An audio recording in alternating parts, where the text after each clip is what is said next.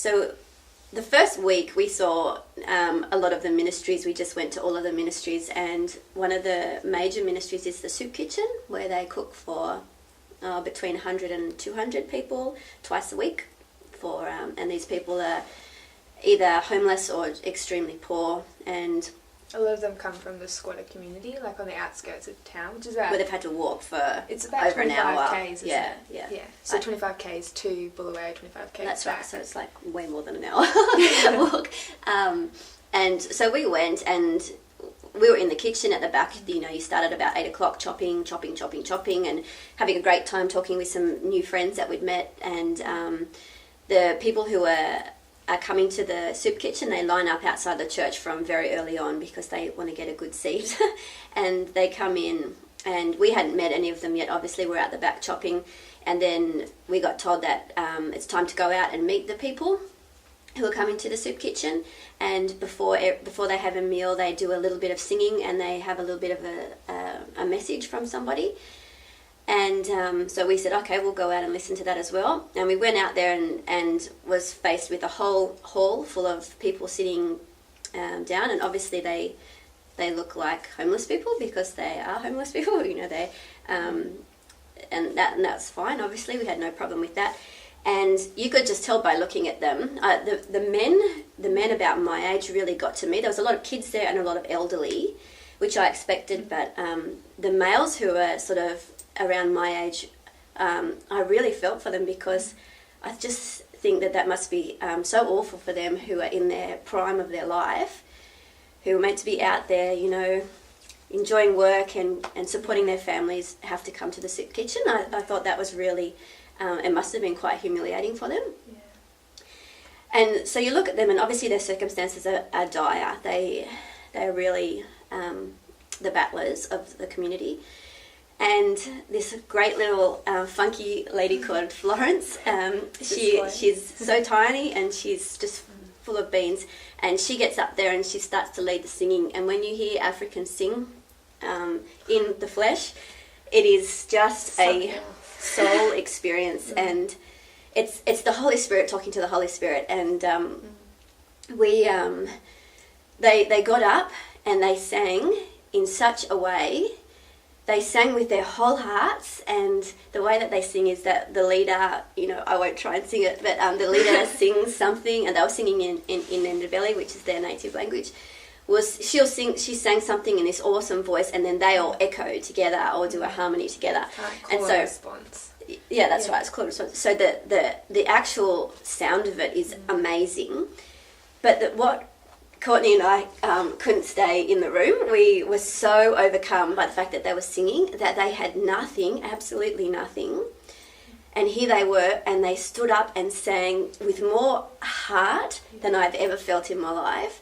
And they had, and I was just thinking, what are you singing about? What do you have to sing about? What are you praising God for? Because your life is just so well. And so anyway,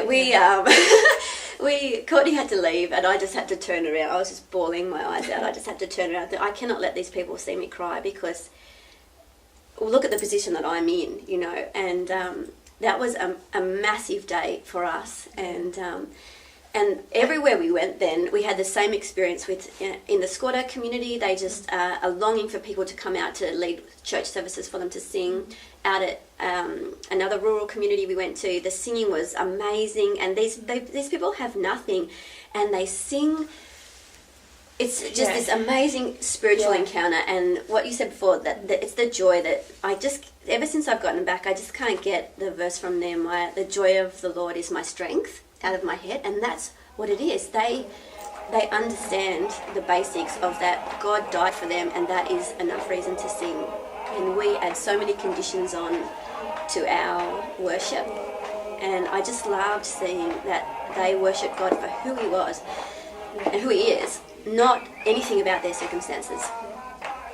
Yeah, and I think it was, I know for me, particularly in the soup kitchen, and seeing that experience in just such a full-on way, and they're dancing up and down the aisles. Yes, they are like, the movement. It's fully like 100%.